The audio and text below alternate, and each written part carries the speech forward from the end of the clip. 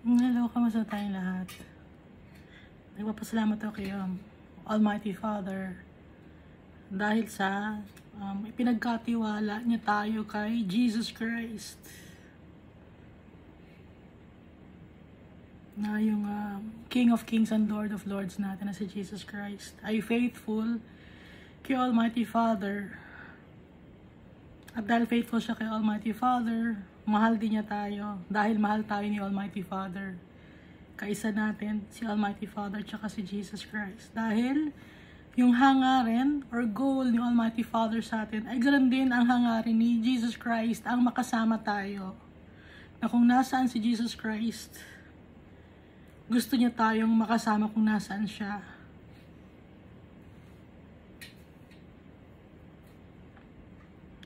At dahil sa kanyang dugo,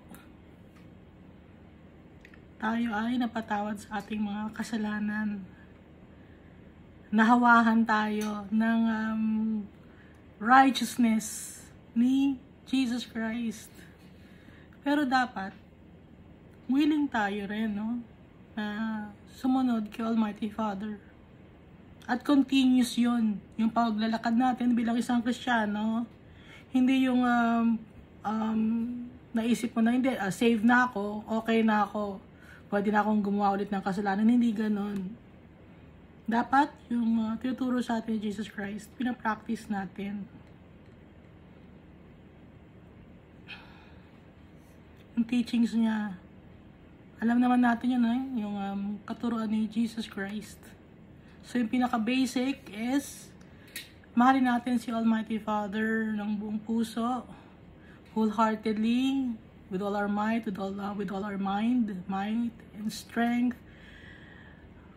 at saka with all our soul, lahat, buong pagkatao natin, pagmamahal kay Almighty Father.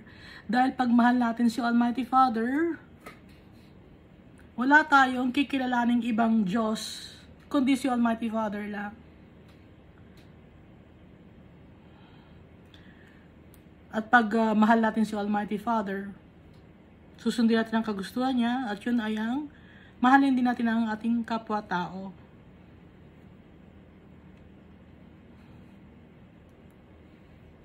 So alam natin na kaya magulang mundo ngayon dahil hindi tayo nagmamahalan. Lagi tayong nag-iinggitan, nag-aawayan, nagpapagalingan,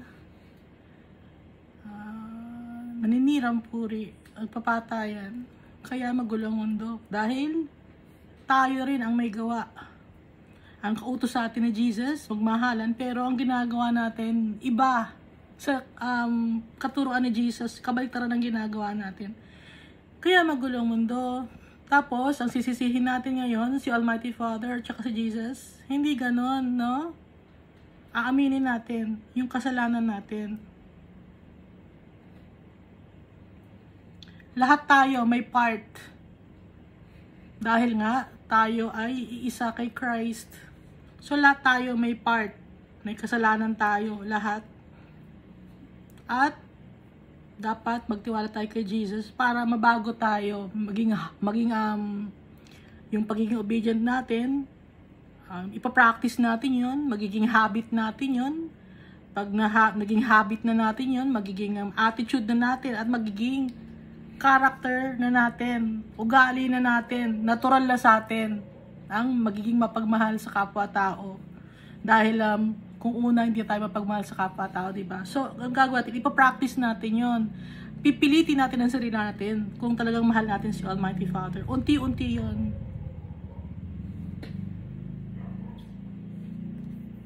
So, last time binasa natin was Matthew. So, lipat naman tayo sa Mark. No? Yung pagkakapako kay Jesus Christ sa Matthew, nabasa na natin, at dito sa John. Ngayon dito naman tayo sa Mark.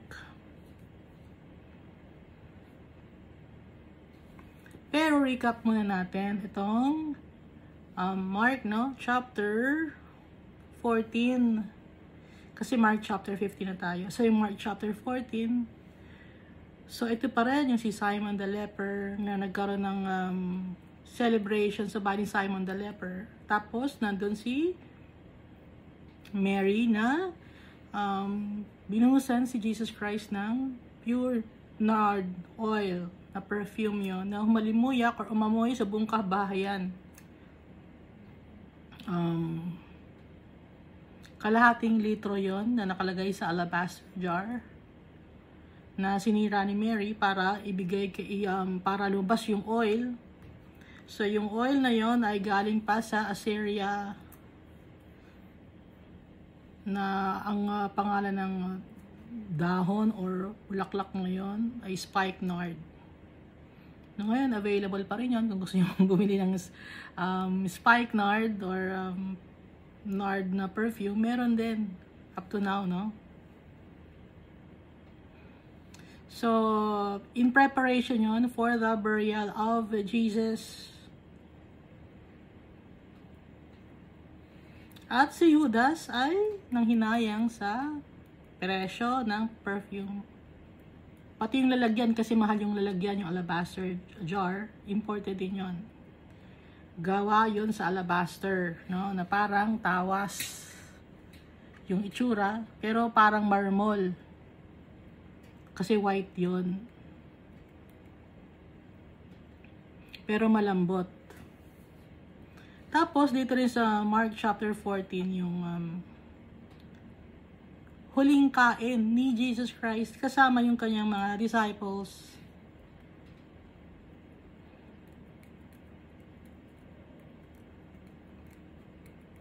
So, nung pinagsabihan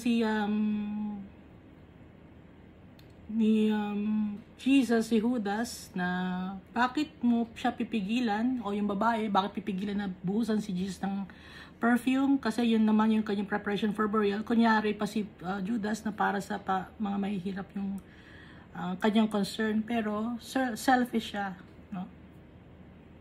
Yung value ng pera ang nakita niya, hindi yung tungkol sa mahihirap. Hindi naman yung talagang goal niya.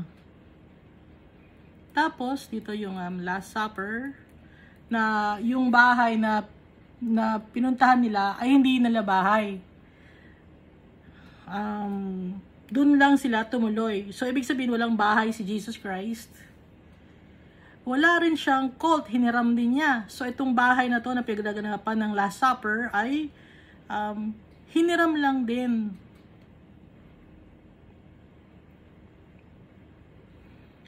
So, yung buhay ni Jesus Christ dito sa lupa ay simple lang. Hindi marangya. Kaya, ang gagayahin natin, yung master natin, si Jesus, na simple lang ang buhay.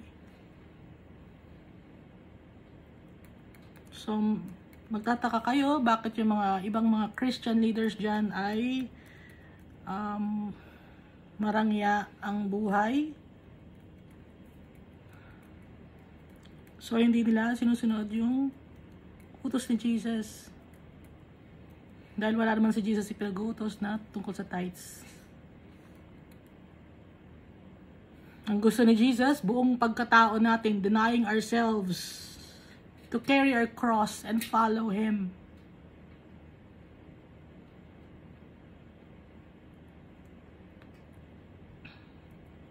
At binanggit din ni Jesus dito sa Last Supper, no? Yung kanyang huling supper or dinner.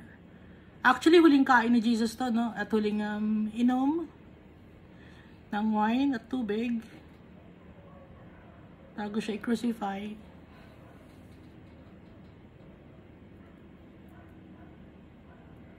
Binanggit niya na kung sino man ang bibigyan niya ng tinapay na idinip niya, kung ang sasawsawan, hindi natin alam kung anong sawsawan ito, no?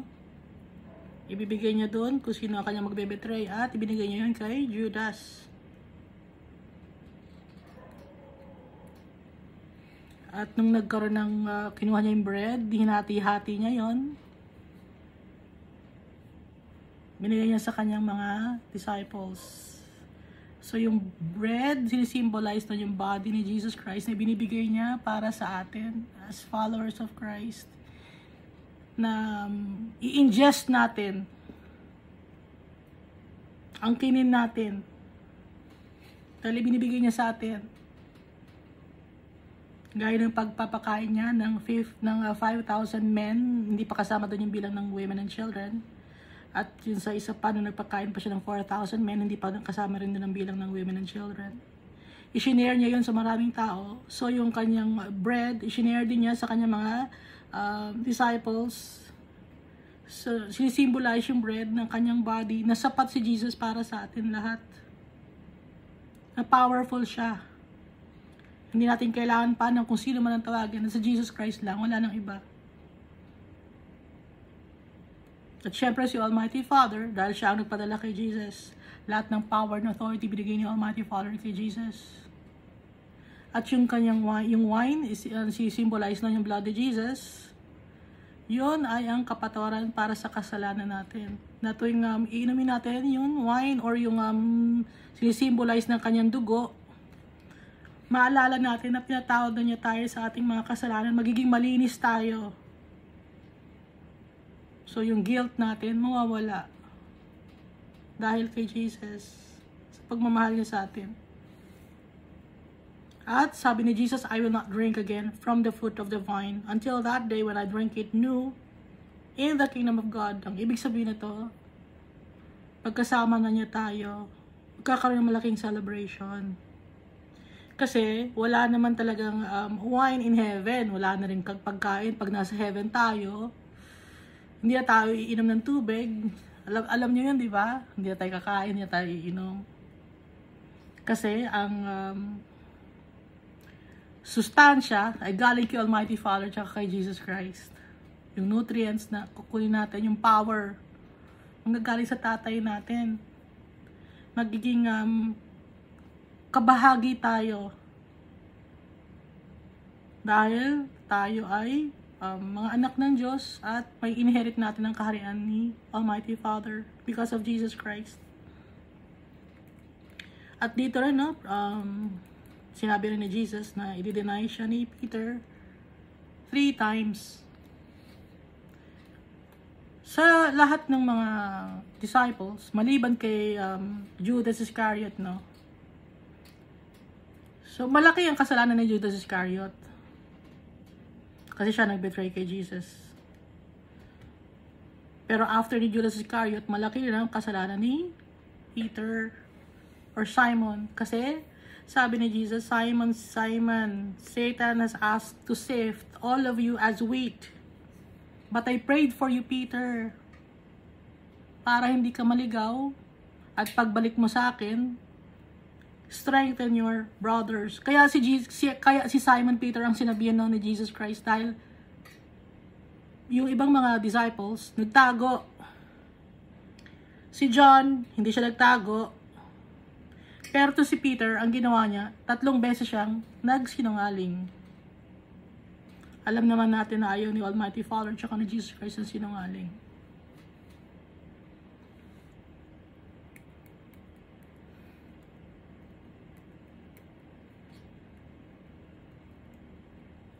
Pero bago yun, nag-pray pa si Jesus sa Garden of Gethsemane. At saka, pinag-pray din ni Jesus, yung mga disciples niya, pinag-pray din niya, yung mga future believers. So, wala rito, nasa Book of John yon. So, dito sa Garden of Gethsemane, ang sinama niya ay si Peter, James, and John para to act as witnesses kung paano si Jesus huhulihin at kung paano si Jesus mag-pray para makita ni Peter, James, and John. Pero ang ginawa ni Peter, James, and John, nakatulog sila dahil sa sobrang pagod. Sa sobrang iyak nila dahil nag-iiyakan sila dahil pag namamaalam si Jesus Christ. Dahil 3 taon silang magkakasama, tapos bigla na lang aalis si Jesus Christ. Nag-start yon nung binuhay ni Jesus Christ si Simon the leper or Lazarus. Kaya umiyak si Jesus Christ doon. Na-troubled yung spirit niya nung time na yon. Kaya siya umiyak. Hindi dahil sa namatay si Lazarus, kundi yun na yung start na iiwan na niya ang kanyang mga disciples. na kailangan na niyang mamaalam.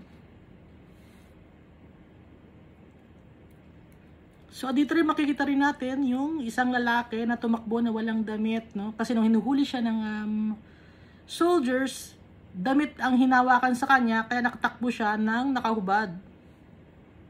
Naiwan niya ang kanyang damit. So, itong tao na to, sa Mark chapter 14 verse 51, ito si Mark or John Mark.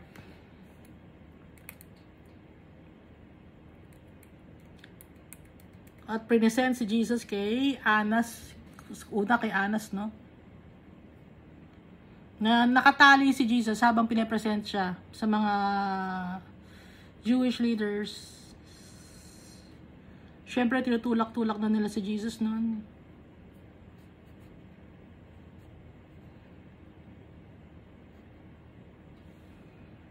So, feeling nila powerful sila kasi si Jesus nakatali.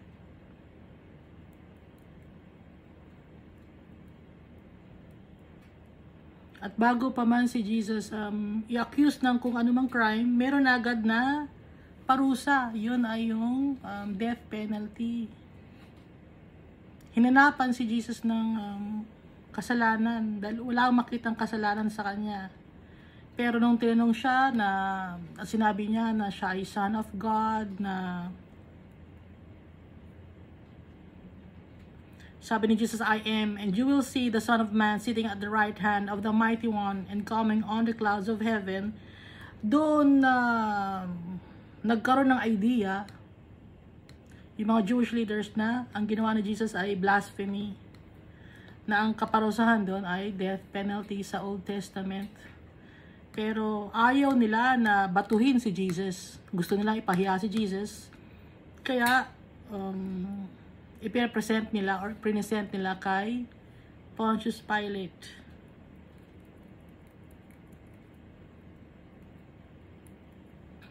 Tapos dinisownan ni Peter 3 times si Jesus. At tumilaok yung manok twice. So dito na tayo sa Mark chapter 15. So, nakaharap na dito si Jesus kay Pilate. Nakatali pa rin syempre si Jesus. Very early in the morning, the chief priests of the elders, the teachers of the law, and the whole Sanhedrin made their plans.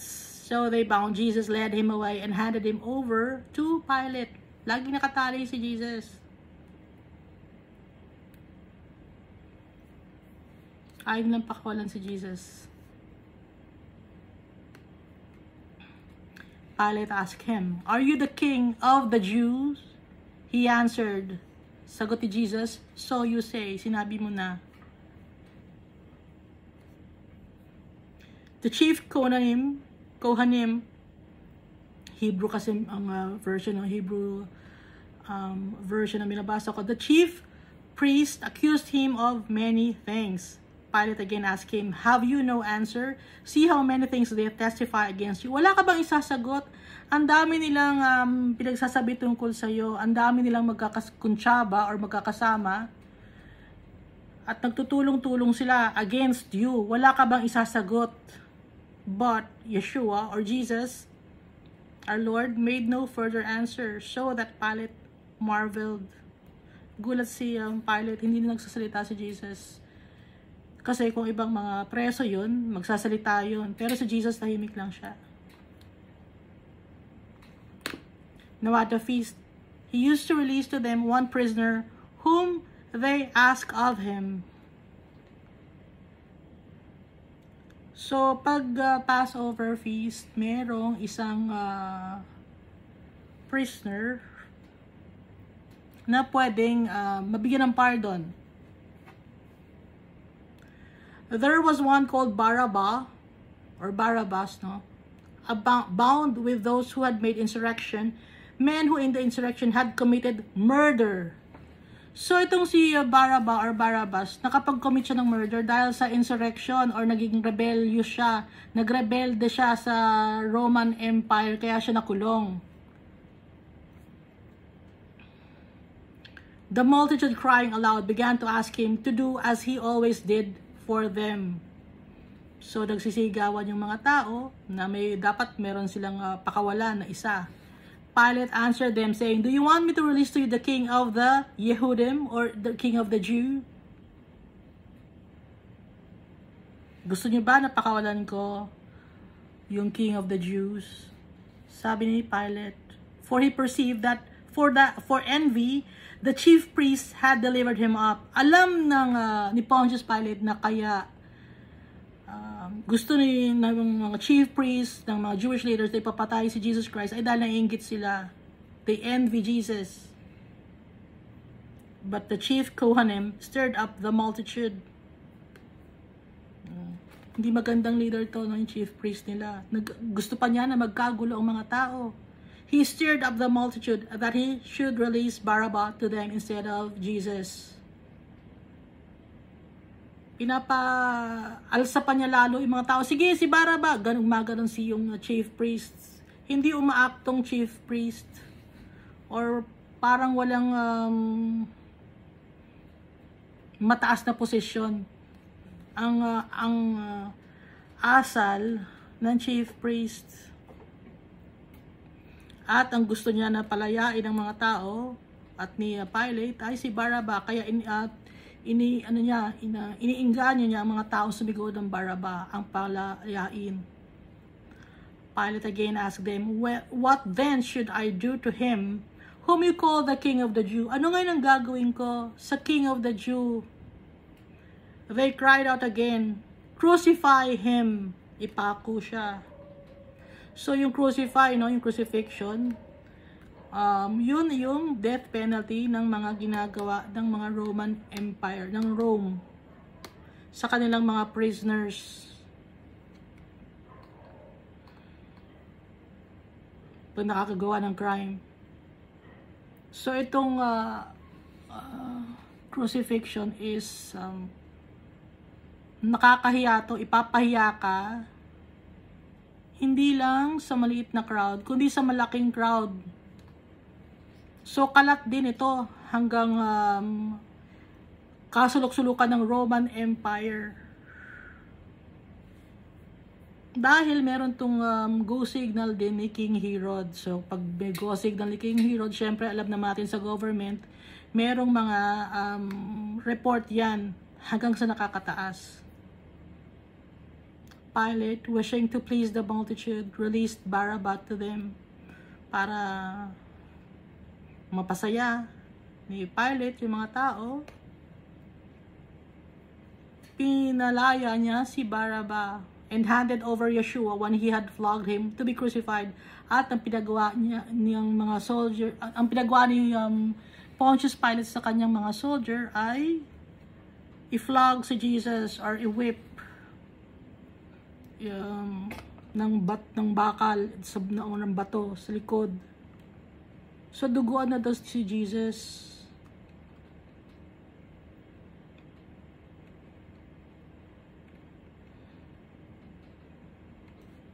When he had flogged him to be crucified.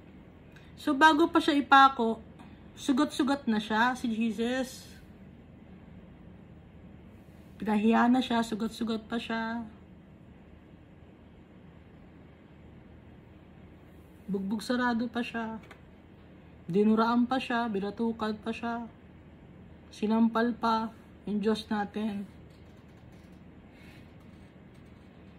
Napaka-inhumane, no? Pero sa ngayon, hindi pwedeng gawin ng government yun sa tao, di ba? Yung ginawa kay Jesus.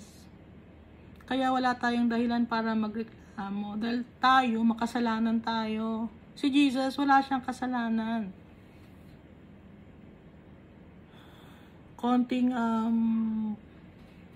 parusa lang sa atin. Sinaktan ako. Na-hurt ako. Masyadong maninipis ang balat natin. Pero anong ginawa kay Jesus? May nakapagsalita lang sa atin ng masama, gaganti na agad tayo. Nag-isip na agad tayo ng masama sa kapwa-tao natin. Nasalitaan lang tayo ng masama na. Pero si Jesus, walang sinasabi. Wala siyang imik. Tahimik lang si Jesus. Kinikip niya sa heart yung sakit na nararamdaman niya. Yung pain.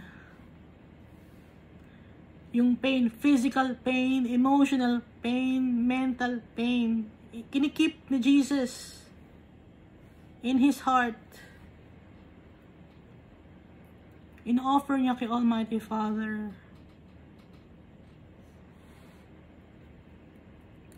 So, gagayahin natin si Jesus. The soldiers led him away within the court, which is the praetorium, and they called together the whole cohort. So, yung mga batalyon ng mga soldiers, madami yon, ipinalabas, no?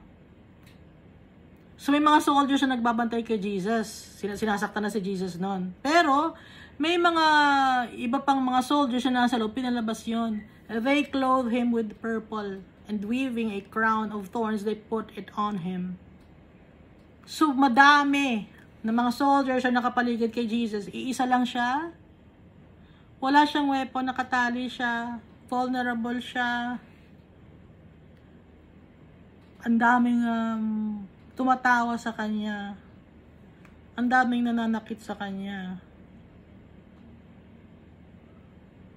Ang dami sila lahat magkakakampi. Walang kakampi si Jesus. Hindi siya naghanap ng kakampi. Inako niya lahat. Matapang si Jesus.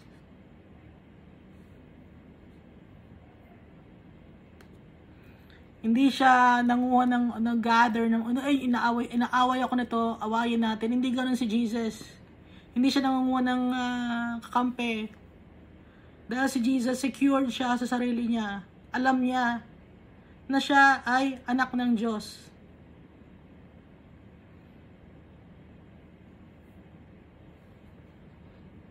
Kaya hindi niya kailangan ng kakampi.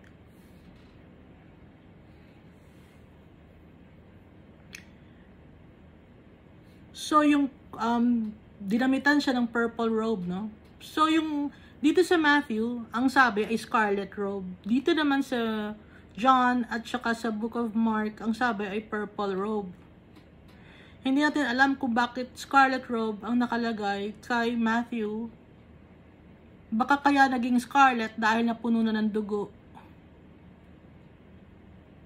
Dahil purple yon, tapos pag sobra-sobra na ang dugo, hindi na malaman kung anong kulay ng damit.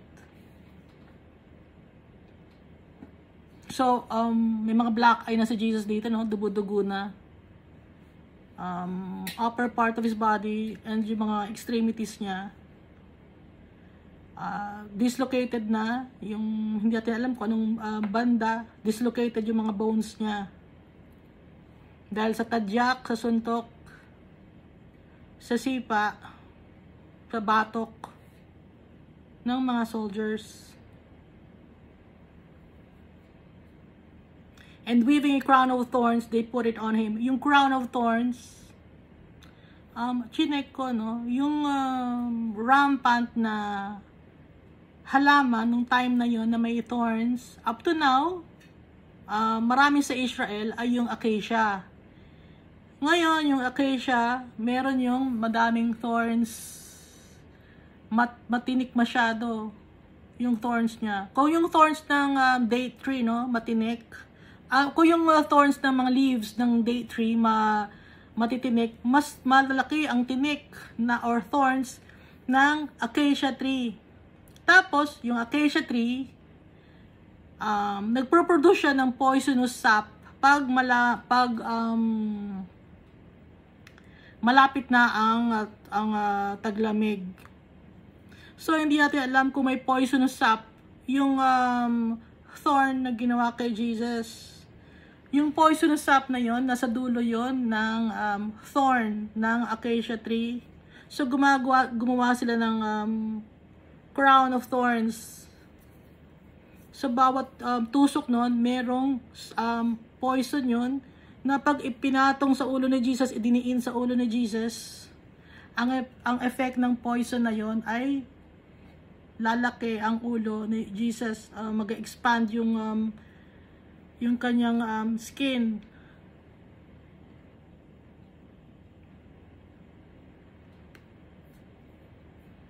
Naintindihan ba natin yon? Na yung thorn, hindi lang basta thorn yun na thorn na yung nakikita natin sa kung sa mga lugar dyan, kundi may poison yon. Na pag yung poison ng thorn na yon dumapo sa iyo, masakit yon at mamamaga. So, yun ang nangyari sa ulo ni Jesus. Yung thorn, tumusok sa ulo ni Jesus at namamaga yun, masakit yon. Hindi lang basta tibo yon dahil yung poison nun masakit.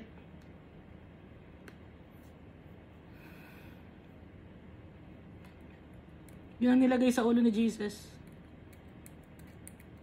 At pag tinanggal mo rin yung yung crown o yung thorn yung crown of thorn sa ulo, may matitira pa rin doon na tibo sa ulo ni Jesus.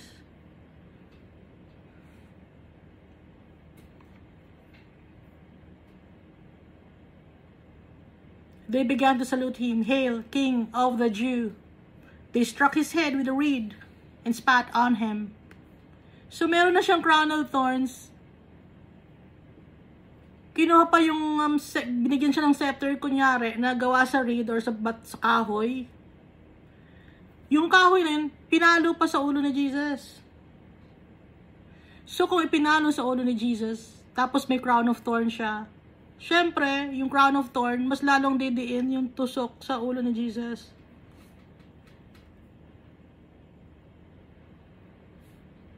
Parang pako na ipinupukpok mo pa. Dahil maraming tinik nga yun. Pinalo nila ang ulo ni Jesus. Dinuraan. And bowing their knees, did homage to him. Minak nila. Kunyari, nire-respeto nila. Tapos pagtatawanan nila, dinuraan nila. Yung Diyos natin.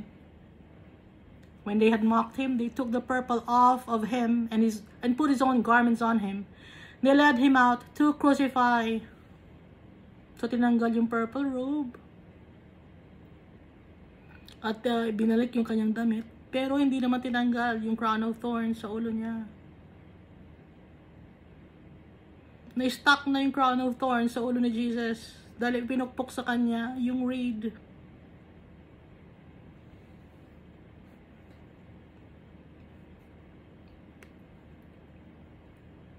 They compelled one passing by, coming from the country, Simon of Cyrene, the father of Alexander, and Rufus, to go with him, that he might bear his cross. So si Jesus, buhat-buhat yung kanyang sariling cross, papunta sa Golgotha. Galing sa courtyard, papunta sa Golgotha. Buhat-buhat ni Jesus yung kanyang cross. Tapos ito yung si Simon of Cyrene, napadaan lang, no? Hindi naman willing tong si Simon the Cyrene.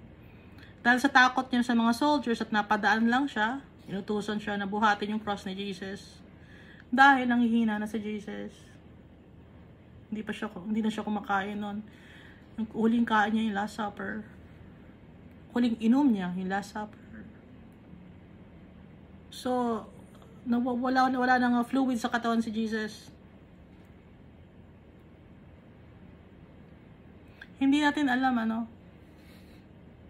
sa sobrang sakit, di ba, may times na pag sa sobrang sakit hindi mo na mapigil yung kung may ihi ka na sa sobrang sakit. Nakaramdam na ba kayo nun? Sa sobrang sakit na ihi ka na, sa sobrang sakit na experience mo.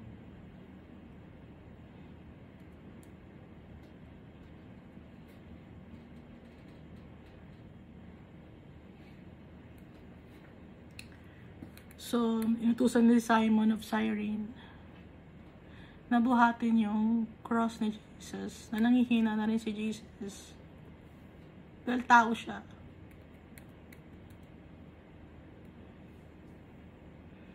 To go with him that he might bear his cross. They brought him to a place called Golgotha, which is being interpreted the place of a skull. Kasi yung Golgotha, mayroong mukhang skull doon sa mountain or sa hill. Mukhang bungo. They offered him wine mixed with myrrh to drink, but he didn't take it. Binigyan siya na para nagda-dry na yung mouth ni Jesus, no? Nakalagay sa Psalm 22. So, in-offer na siya ng wine na may halong myrrh. Pero dito sa Matthew, ang basa ay merong bile or gall ang nakalagay na mapait. Crucifying him, they parted his garments among them, casting lots on them, what each should take. So nakahubad si Jesus. Wala siyang clothes at wala rin siyang undergarments. So, maliban sa pagdudura ng pagpapahiya, hubad si Jesus ng pinako.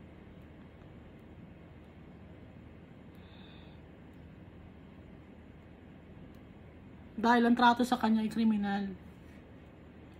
Tingin nila, bakit natin tatatuhing tao to ay kriminal to? Ganun ang trato ng mga Roman soldiers sa mga kriminal. So, yung damit ni Jesus, pinaghatian. Tapos yung kanyang undergarment ay they casted lots. It was the 3rd hour and they crucified him. 3rd hour means 9 a.m. 9 ng umaga, pinako si Jesus. The superscription of his accusation was written over him, the King of the Jew. Nakalagay, nilagyan siya ng sign. King of the Jew. Jesus, King of the Jew. With him, they crucified 2 robbers, one on his right hand and one on his left. Sa magkabila, may 2 magnanakaw na nakapako din. Dahil may crime sila, pinako rin sila. The scripture was fulfilled, which says, he was numbered with transgressors. Pinako siya kasama ng mga makasalanan. Nakalagay sa scripture.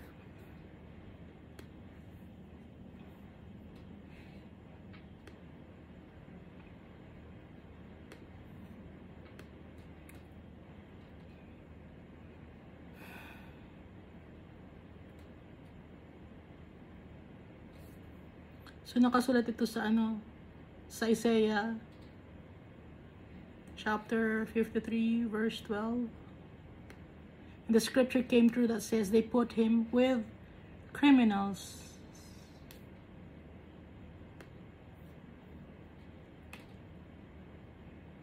So hindi pa natapos doon ang paghihirap na Jesus. Those who passed by blasphemed him, wagging their heads, saying, you who destroyed the temple and build it in 3 days. Ikaw, no, nagyayabang ka, sabi mo, sisirain mo yung temple at itatayo mo in 3 days.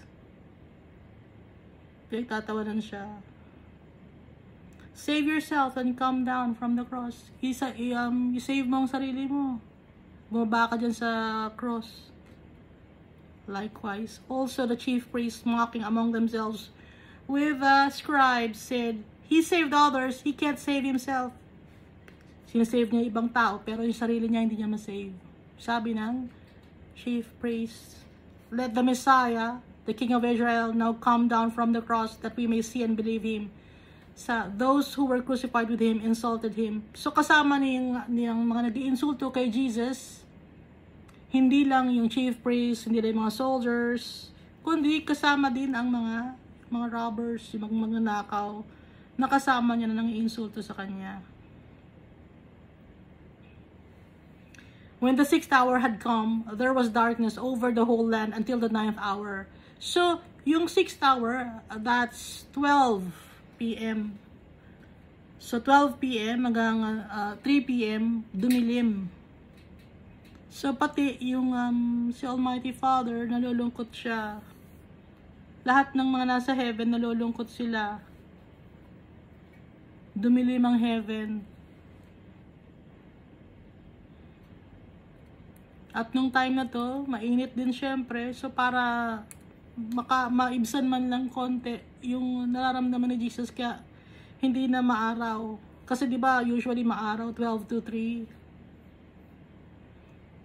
At the 9th hour, Yeshua cried with loud voice saying, Eloi, Eloi, lama sabachthani, which is being interpreted, my God, my God, my God, my God, why have you forsaken me? Na nakalagay din sa Psalm 22.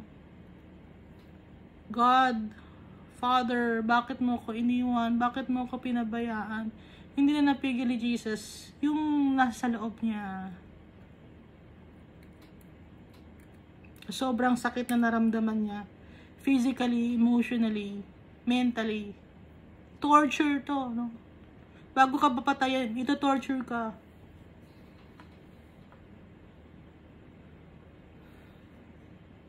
Inhumane ang pagkakagawa, ang pagkakapatay kay Jesus. Walang nakuha ang hustisya si Jesus.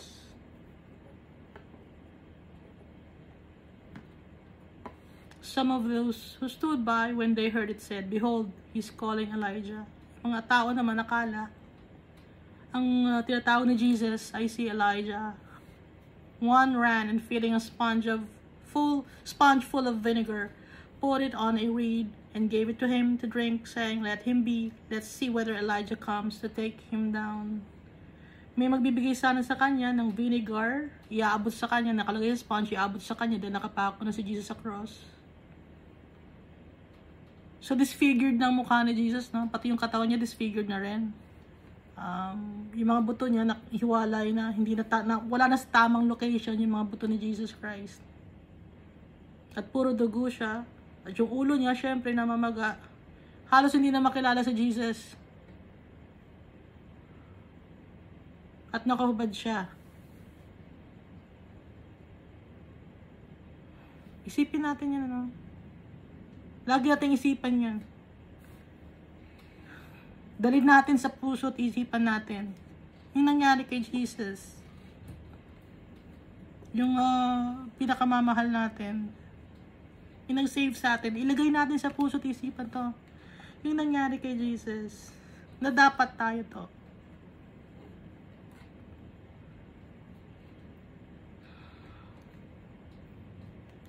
Yeshua cried out. So si Jesus, no, Yeshua, cried out with loud voice and gave up the spirit. So yung spirit ni Jesus na humiwalay na sa kanyang body. The veil of the temple was torn into from the top to the bottom. So yung veil or yung kortina sa temple nasira nang walang gumagalaw. Parang papel na pinunit.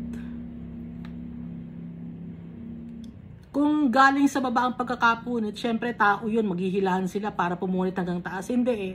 From top to bottom, punit. Parang papel.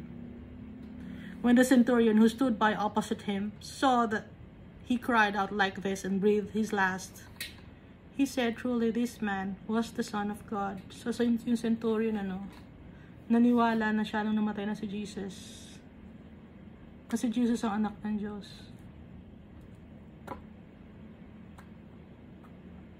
Kung hindi pa niya nakita kung anong nangyari kay Jesus, hindi pa siya maniniwala. Kung hindi pa niya nakitang namatay. There were also women watching from afar, among whom were Miriam from Magdala, or Mary Magdalene. Kasi kaya Magdala is kaya Magdala, place yon yung kaya ginawang Mary Magdalene, pero place kasi yung Magdala. And Miriam, the mother of Yaakov, or James the Less, no? Kasi dalawang James, di ba? James the Lesser and James the Great, the Greater. Dalawang James kasi sa mga disciples ni Jesus. And of Yoshi, so kapatid ni James the Less, si Yoshi, ang nanay nila si Miriam.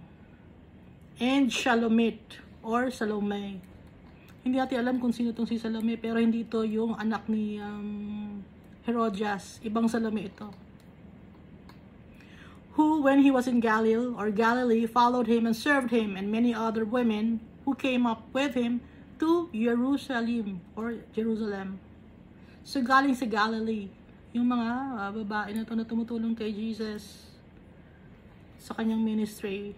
So may mga followers din si Jesus na mga babae. Pero ang mga disciples niya ay mga lalaki. May mga role din na ginagawa yung mga babae. Yun yung tumutulong sa nag-a-assist din sa mga kapwa nila babae. Pag may kailangang lutuin na pagkain, tumutulong sila. Kung may mailuluto sila. Kung kailangan may maglalaban ng damit, tumutulong din sila. So may role din ang babae sa church.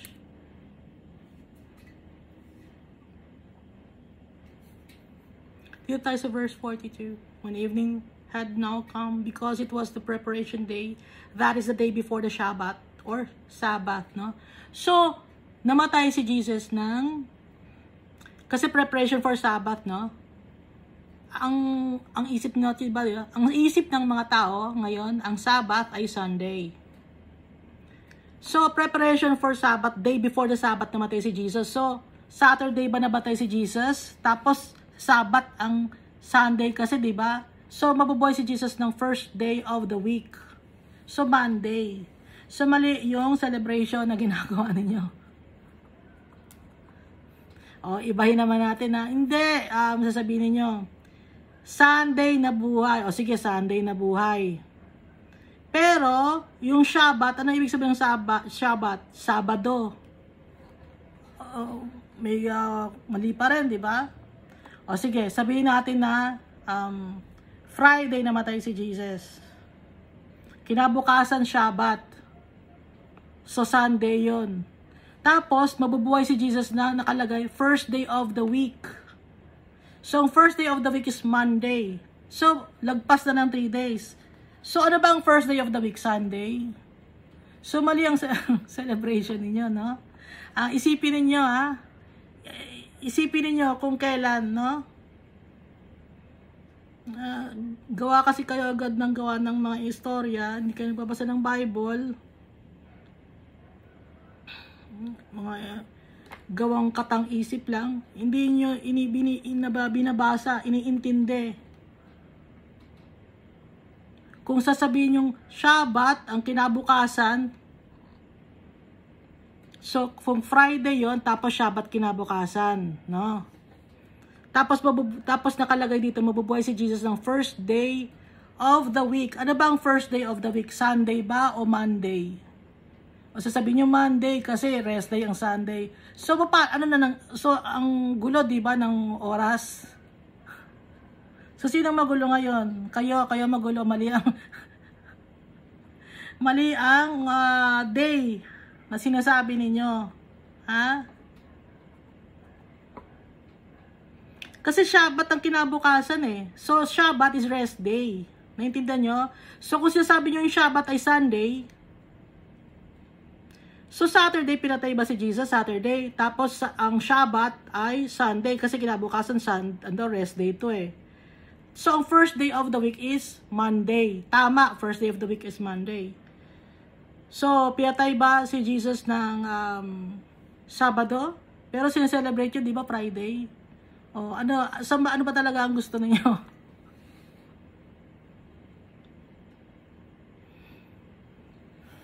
Kasi nasa human tradition. Human tradition kasi yung ginagawa ninyo.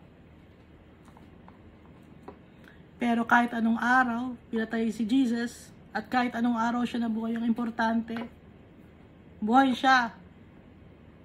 Kaya hindi na importante kung anong araw, no? Kasi mali-mali na yung araw na ginagawa natin. Yung sa tradition ninyo ay ginagawa nyo na Friday, tapos Saturday, tapos Sunday na buhay. Malino naman dito sa Bible na first day of the week na buhay si Jesus. Kung first day of the week na buhay si Jesus, Sunday ba ang first day of the week? O Monday? Ano ba talaga? Ang gulo ninyo, no? Diba? Nagkakaroon kayo ng cognitive dissonance, no? Cognitive dissonance, alam nyo yun, ibig sabihin? Nagkakaroon kayo ng conflicting. Kasi kaya kayo nagkaroon ng conflicting yung mind nyo. Hindi tayo nagbabasa kasi ng Bible. Hindi natin naiintindihan. Kung saan-saan tayo nakikinig, kung ano-anong binabasa natin. Magbasa kasi tayo ng Bible.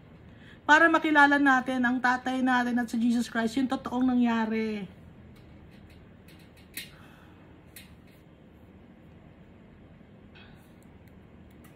Joseph or Ramatayim, or si Joseph of Arimathea to, no? A prominent council member who also himself was looking for the kingdom of God.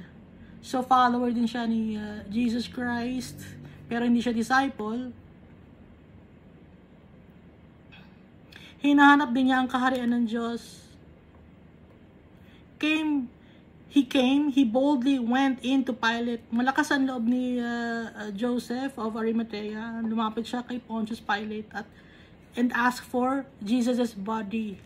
So, siya ang nanghingi ng katawan ni Jesus kay Pontius Pilate.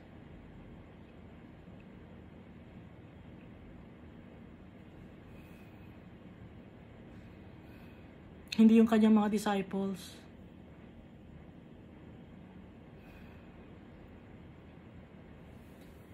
Dahil yung mga disciples ni Jesus nagtago na, si Peter nagtago na rin. Nakatingin lang sila from a distance. Malakas ang loob ni Joseph of Arimathea. Siya ang lumapit kay Pontius Pilate. Si John naman, ang ginagawa naman ni John, sinasamahan niya si Mary. Dahil, sabi ni ibinilin ni Jesus Christ si Mary kay John. Ang sabi ni Jesus, woman, your son, your mother.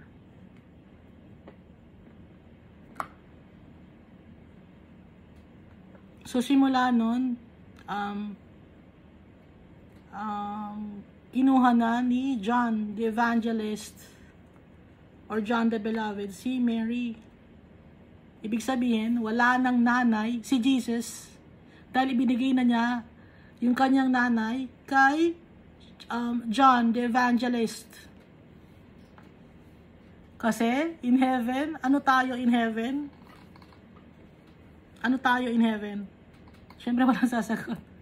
Tayo, pag nasa heaven na tayo, para tayong magkakapatid, para tayong mga angels.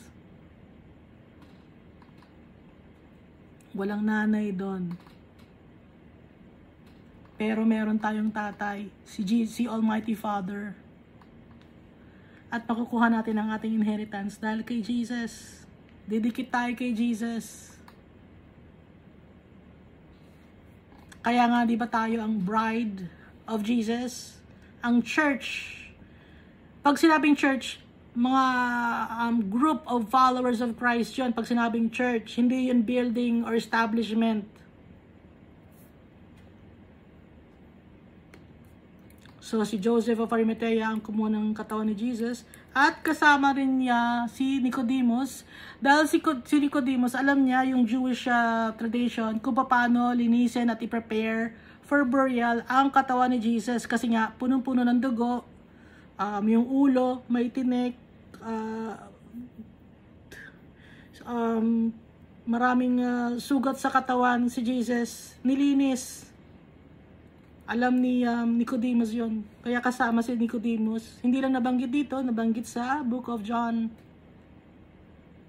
So, kaya nasabi ni John dahil witness si John. Nakita niya.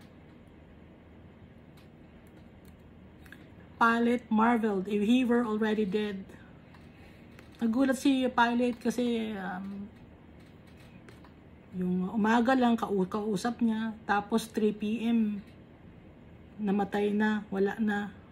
Yung katawan ni Jesus, humiwalay na yung spirit niya. And summoning the centurion, he asked him whether he had been dead long. Matagal na bang namatay? So tinanong niya yung centurion. When he found out from the centurion, he granted the body to Joseph. Nung malaman niya na wala na yung spirit ni Jesus sa katawan niya, humiwalay na yung spirit ni Jesus sa katawan niya, ibinigay niya kay Joseph of Arimathea ang body, no? Nakasama si Nicodemus na nag-prepare para linisin ang katawan ni Jesus. He bought a linen cloth, taking him down, wound him in the linen cloth, and laid him in a tomb which had been cut out of a rock. He rolled the stone against the door of the tomb. So, binalot ng tela, no? Binalot muna sa tela para maibaba.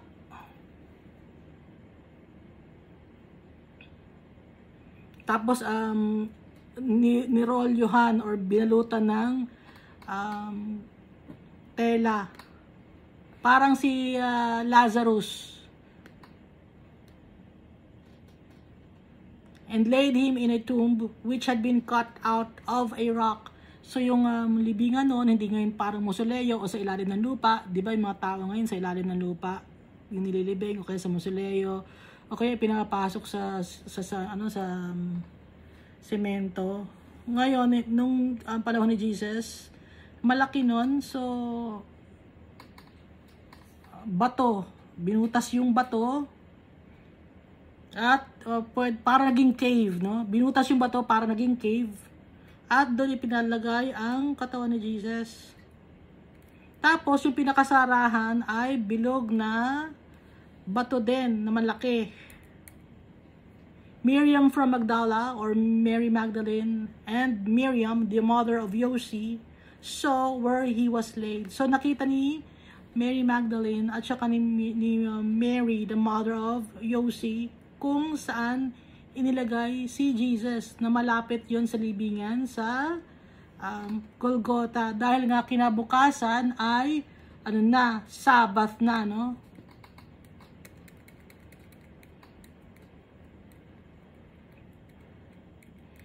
Preparation na yon.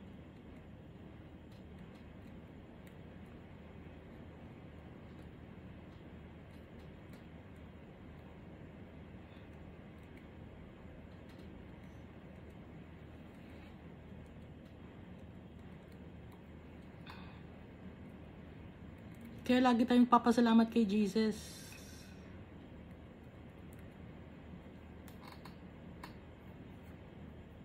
Yung paghihirap niya, hindi biro to. Kung nakikita niya sa movie, hindi lang ganon. Puro dugo to. Yung mga blood vessels si Jesus, pumutok na. Baka yung pula na rin ang dugo ni Jesus dito. Pula na rin yung mata ni Jesus. Dahil maliit lang yung blood vessel ng mata eh. So pwedeng lumuha na rin ang dugo. Nakakita na ako ng ganun. Pag pumutok yung blood vessel ng mata, parang lumuluha na ng dugo. Tumutulo dito.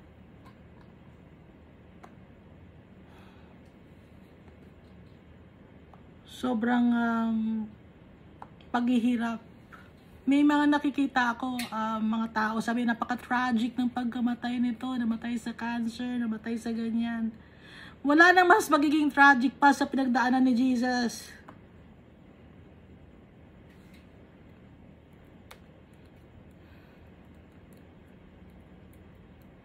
So dahil dito, sa pagkakabigay ni Jesus ng kanyang buhay, kaya tayo na-save.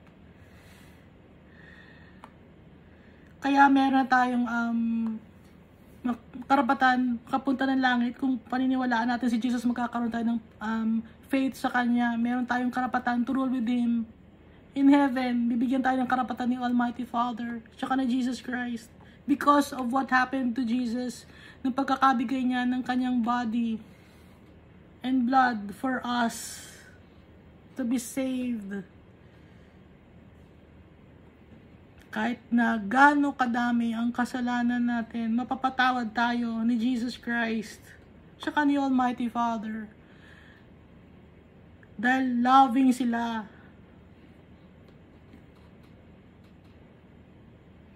Kung si Judas lang, humingi siya ng tawad kay Almighty Father, tsaka kay Jesus, mapapatawad siya eh. Pero hindi na siya nakahingi ng tawad kasi hindi niya kilala si Jesus Christ. Hindi niya kahit kasama niya si Jesus Christ, hindi siya totally nagtiwala kay Jesus Christ. Kaya nagpakamatay siya. At nung nagpakamatay si Judas, nung nagbigti siya, so syempre sa puno, no? Itinali yung rope. Nagbigti siya. Kaso hindi siya kinaya ng puno, nahulog siya. Headlong, ulo, head first. Tumama sa ground.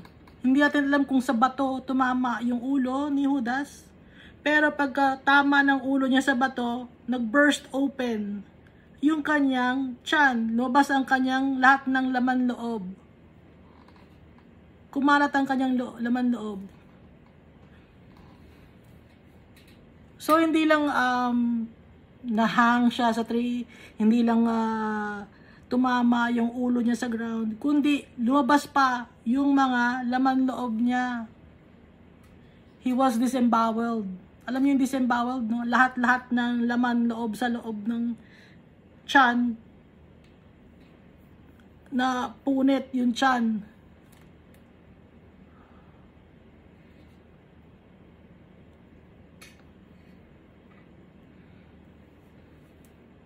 Kung humingi siya ng tawad kay Jesus, mapapatawad siya, pero hindi niya kilala si Jesus. Pero tayo, magpasalamat tayo kay Jesus dahil ipinakilala niya tayo kay Almighty Father at ipinakilala niya ang kanyang sarili sa atin nung bumaba siya dito sa lupa.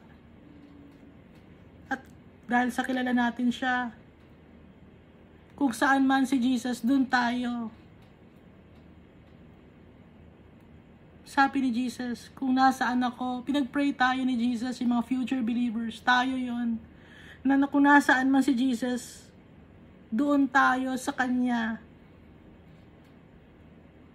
Kaya magpasalamat tayo lagi kay Jesus. Magbabasa tayo ng Bible para hindi tayo maliligaw.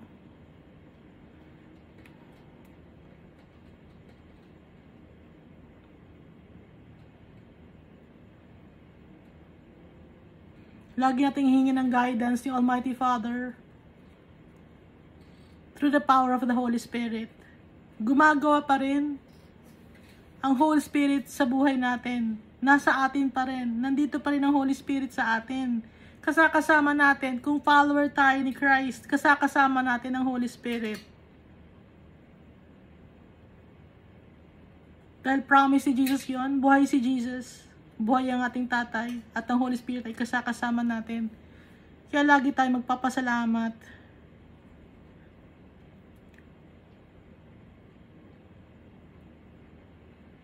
At ibibigay natin ang buhay natin kay Jesus. Sa Kanya tayo didikit. Tayo ang magiging branches. Si Jesus ang vine. Tayo yung branches na fruitful.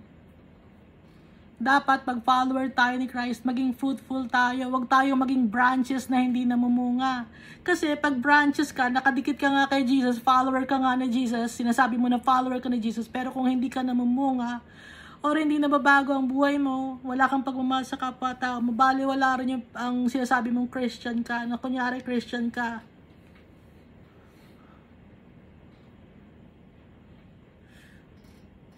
Ngayon alam na ninyo, damay-damay na tayo. Ha? Ngayon alam na natin. Lagi nating alalahanin kung ano yung nangyari kay Jesus. Na dapat tayo yun.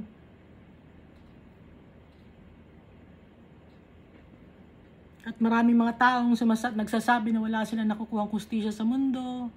Napaka-unfair ng mga tao. Maraming mga ganong tao, unfair. Napaka-unfair naman niya. Wala namang dapat fair siya. Dapat hindi siya ng ganon. Si Jesus, walang naging nakuhang fairness in this world. Kaya nga si Jesus yung example natin, siya yung gagayahin natin. Napakahirap, pero magagawa natin ang lahat. Sa tulong ni Almighty Father, tsaka ni Jesus Christ, through the power of the Holy Spirit, with God, nothing is impossible. Walang imposible kay Almighty Father, tsaka kay Jesus Christ.